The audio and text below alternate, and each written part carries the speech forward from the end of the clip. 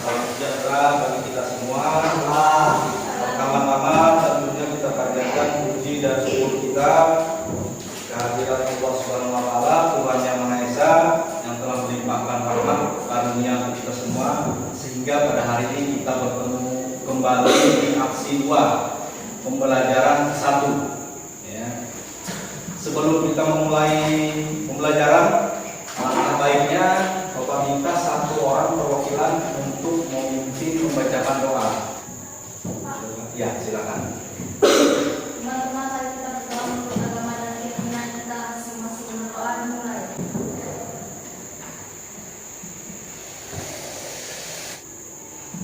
Doa selesai. Terima kasih kepada Baby yang sudah memimpin doa. Ya, kita harapkan dengan kita berdoa, tentunya harapan kita, pembelajaran kita untuk mendapatkan ilmu pengetahuan bisa lebih baik dan bisa lebih nyaman dan lebih mudah untuk menangkap setiap pembelajaran yang akan dilaksanakan. Untuk memulai, Bapak akan absen dulu. Ya, Abdul Rahim, ya, ada hanya hadir ya. Kemudian Ari Widodo hadir juga ya. Febianti Hadir, Pak. oh, apa salah arahnya ke sana Febianti ya. Febrina Natalia Hadir, Pak. hadir. Kezia Hadir, Pak. lupa ya. Yang penting bisa hadir, bisa sehat ya, bisa mengikuti pembelajaran. Muhammad Aldi oke, hadir. Fitrianingsih Hadir, Pak. hadir, oke. Rahman Hadir, Pak. ya, Rahman Nura Radia, agak susah lupa menyebutkan ya. Tapi hadir semua. Gimana kabarnya? Masih dalam keadaan sehat? Sehat. Sehat hari ini. Bapak harapkan kita semua dalam keadaan sehat walaupun masih dalam kondisi COVID, tapi COVID-nya sudah menurun. Kita harapkan ke depan semoga bisa berkurang terus dan kita bisa sehat terus, bisa belajar terus. Ya. Kemarin kita sudah belajar dari aksi 1, sebenarnya masih berhubungan ya aksi 1 dengan aksi 2. Kita mengambil sampling atau sampel kualitas air. Sekarang kita akan menganalisis KD 3.4 menganalisis kesesuaian parameter kualitas air dengan standar kualitas air yang dipersyaratkan. Ya. Kemudian indikatornya nanti menganalisis standar kualitas air yang sama yang dipersyaratkan. Ya. Kemudian 3.4.2 itu mengevaluasi hasil pengukuran kualitas air dengan kondisi optimal kualitas air pada kolam budidaya atau tempat budidaya. Umumnya adalah budidaya ikan, walaupun masih banyak yang bisa kita budidayakan di perikanan ya. Karena perikanan itu banyak ya. Standar kualitas air yang dipersyaratkan nantinya melalui metode diskusi model pembelajaran diskusi learning dengan tepat. Ada diskusi lagi kita.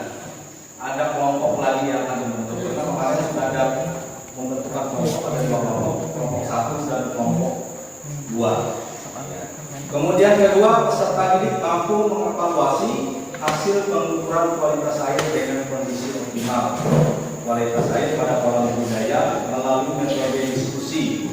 Yang sering di rumah ya, air menjadi kebutuhan utama sehingga puas mendukung cakupannya kalau perairan. Kita mengenal ada yang umum kita ini kan perairan itu ada perairan darat 1, ya, ada perairan darat. Airnya apa? Kalau darat, tawar, ya tawar. Airnya tawar. Ya, airnya sih. Nah, dari ketiga tempat itu sama nggak habitat hidupnya ikannya? Iya. Nah, Bapak tanya dulu, Ari, gimana Ari? Bedanya gimana Ari? Habitatnya, coba sebutkan contohnya antara air laut dengan air tawar. Kalau air laut, contoh habitatnya apa? Hewannya atau ikannya apa saja? Ya, ikan kalau laut yang nggak ada di air tawar, yang nggak ada di sungai, yang ciri khas ikannya apa? Hari pernah mendengar lewat apa namanya video, nonton TV atau lewat buku. Salah satu contohnya adalah ikan tongkol.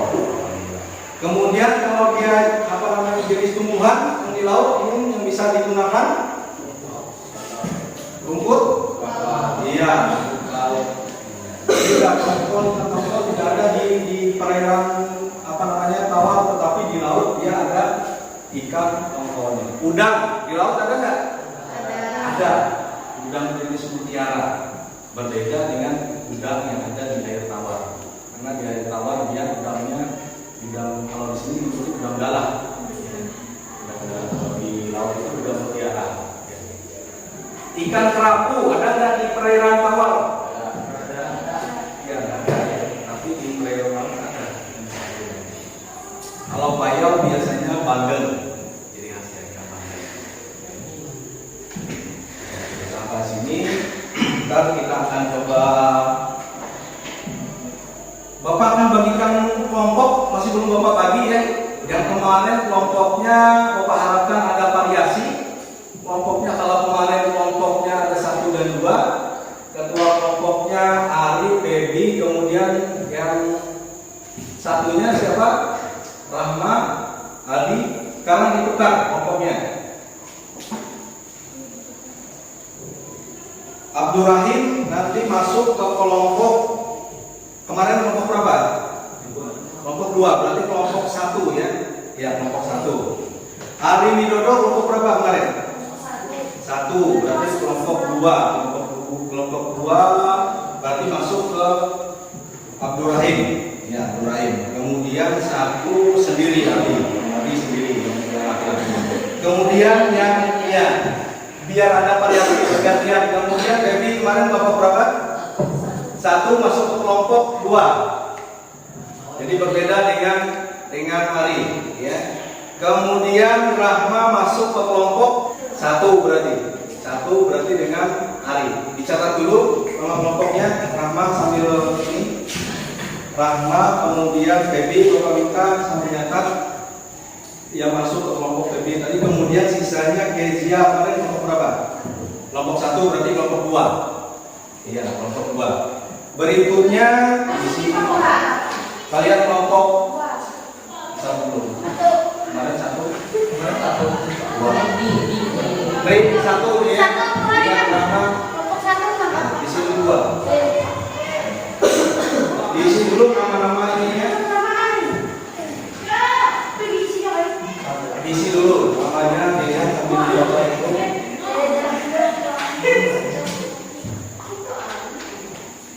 Sambil kamu lihat salah.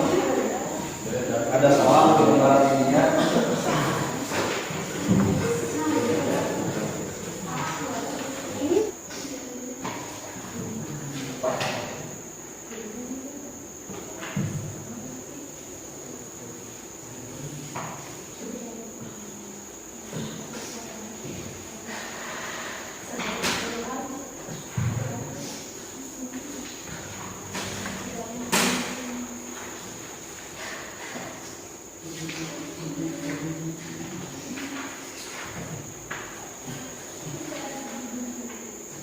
Lebih dari 8. Kemarin kalau tidak salah optimalnya itu berada di kisaran antara 7 sampai dengan 8. Ya sambil dicatat dulu ya. Materinya kalau nggak salah 7 sampai 8 untuk rentang pH itu. Ya. Nah sedikit Bapak akan mengulang kembali sambil kita mengingat ya, karena kemarin kalau tidak salah ada 3 ya parameter yang harus diperhatikan ya dalam apa namanya pemeliharaan ikan. Ya, pertama ya parameternya apa nama? Ada kimia. Kedua fisika.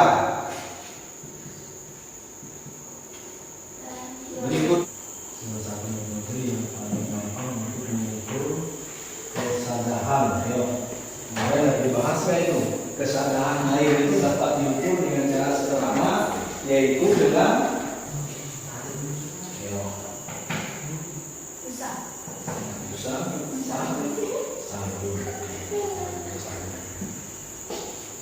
Semakin tidak ada busa, dia berarti ada semakin. Kalau memberikan mungkin apa? Bapak minta kelompok 1 menyampaikan yang 1 sampai 5, jawabannya kelompok 2 menyampaikan yang lanjutannya 5 sampai dengan 6. Ya silahkan perwakilannya cukup 1 orang. Semua ya silahkan, siapa? Yang 1 sampai 5 biar dibagi. Ya.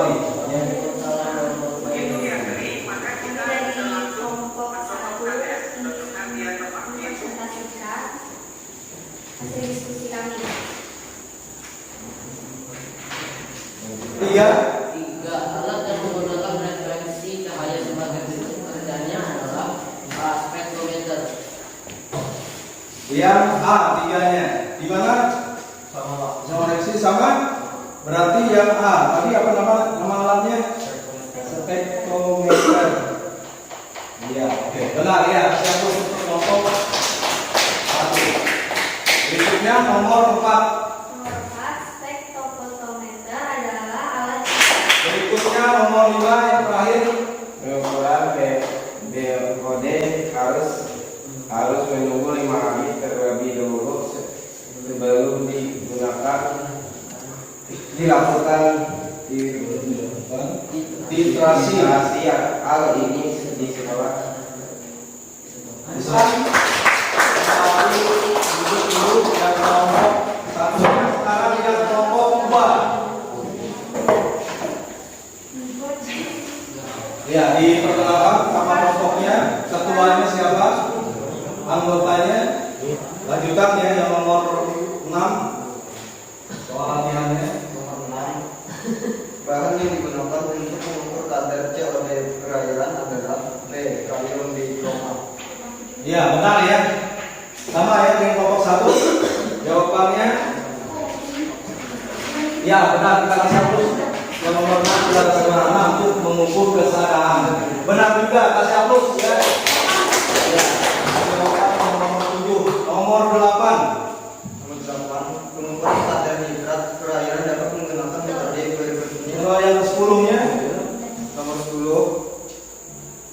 Bentos dapat menggambarkan tingkat pencemaran suatu perairan dengan mengetahui indeks perbandingan sekuensial. Perairan dinyatakan tercemar jika memiliki nilai SDI B 2,0 sampai 1,6. coba cek kembali. Ya.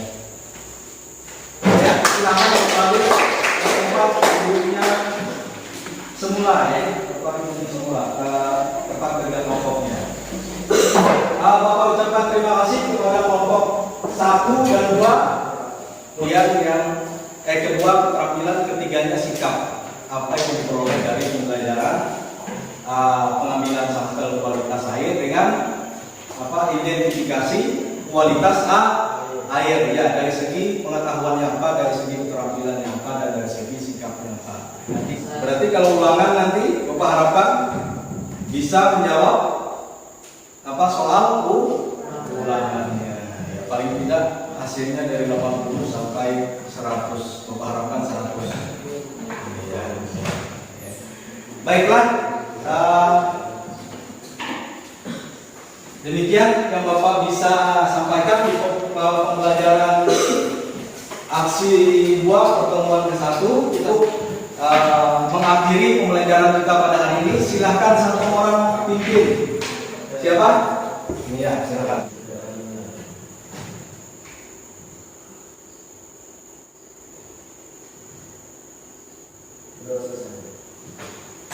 Ya, silakan bisa ini pergantian bergiliran dari depan bisa tugasnya ya ditinggalkan. Bukan. Ya. Sampai ketemu kembali ya. Pembelajaran